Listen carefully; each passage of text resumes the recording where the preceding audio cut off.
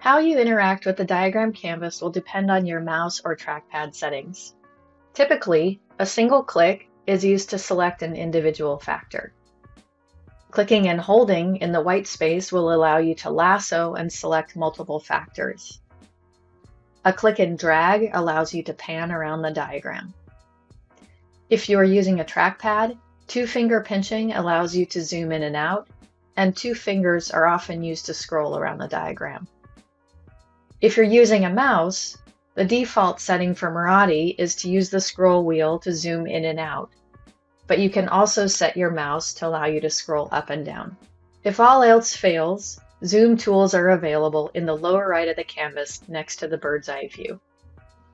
The bird's eye view can be used to pan around the diagram canvas and can be hidden if you prefer. To zoom back to the full diagram view, use the Zoom to Fit button at the top of the canvas. The tools on the left and right side of the canvas allow you to interact with the diagram overall, these tools here on the left side, or interact with selected factors, these tools here on the right side.